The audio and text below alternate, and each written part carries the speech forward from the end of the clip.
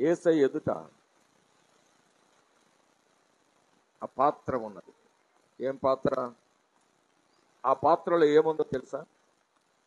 ఆ పాత్రలో లోకములో ఉన్న వాళ్ళందరి పాపాలు ఆ పాత్రలో ఉన్నది. తండ్రి చెప్తున్నాడు,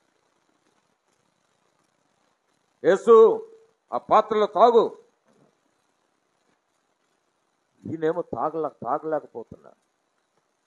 భయంకరమైన విషయం. ఒక ఆయన చెప్తాడంట,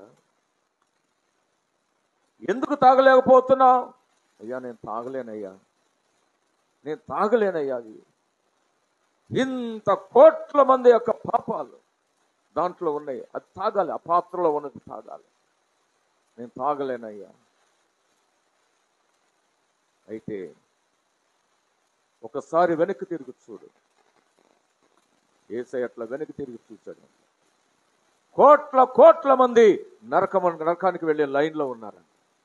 ఒక ఆయన ఒక బుక్లో రాసిన విషయం ఇది. కోట్ల మంది నరకానికి లైన్లో ఉన్నారంట. ఇంతమంది నరకానికి వెళ్ళిపోతున్నారంట. ఆ లైన్లో ఆ రాసినానంటాడు, ఆ లైన్లో నేను కూడా ఉన్నాను. ఏదైతే బుక్ రాశాడో ఆ లైన్లో నేను కూడా ఉన్నానని చెప్పాడు. వాళ్ళందరూ కూడా ఇలాగా కోట్ల మంది నరకానికి పోతున్న లైన్లో ఉన్నప్పుడు యేసయ్య చూసి వెంటనే ఇటు తిరిగి వెనక్కి తిరిగి చూసిన వాడు ఇలా తిరిగి ఆ కప్పుని తాగేశాడు. ఫినిష్. ఎప్పుడైతే ఆ ఉగ్రత పాత్ర లేక ఆ యొక్క భూలోకంలో ఉన్న ఒక మానవులు ఎందుకంటే ఆ పాపాలు దోషాలు అన్నీ కూడా అవన్నీ తాగేశాడు. వెంటనే యూదా ఇస్కరియోతు ప్రవేశించాడు. వెంటనే ఆ కప్పు తాగనంత సేపు ఎవరు ముట్టుకుంటానికి వీల్లేదు. ఆమేన్, హల్లెలూయా. ఎవరు ముట్టుకుంటానికి వీల్లేదు. ఏ సైనికుడు కానీ ఏ యోధా కానీ ఎవరు కూడా ముట్టుకుంటానికి వీల్లేదు. వెంటనే పిల్లరా ఏం జరిగిందో తెలుసా? వెంటనే యోధా వచ్చాడు, ముద్దు పెట్టుకున్నాడు, యేసయ్యను అప్పగించాడు. ప్రియులారా, ఆదాము అవ్వలు చేసిన పాపము మనకు సంక్రమించి ఉండగా యేసయ్య ఆ సిలువలో ఈ లోకాన్ని అరవతారుగా వచ్చాడు. 33.5 సంవత్సరాలు జీవించాడు. ఆయన జీవించిన జీవితం మనకు మాదిరి. ఆయన అడుగు వేసుకుంటూ మనం వెళ్ళాలి. ఆయన జీవితమే మనకు మాదిరి. ఆ మాదిరిమైన మార్గమే నిన్ను మోక్షానికి చేర్చు. లేకపోతే ఏ జీవితము ఏ దేవుడు కూడా ఎవరు కూడా నిన్ను మోక్షానికి చేర్చలేరు. యేసు ఒక్కడే మనను మోక్షానికి చేర్చేవాడు.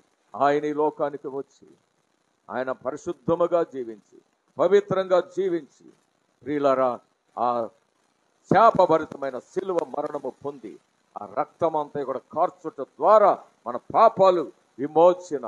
అదే ఆ పాత్రలోనిది ఆయన త్రాగుట. ప్రియులారా ఆ సిలువ మరణమే ఏమంటాడు చెప్పండి?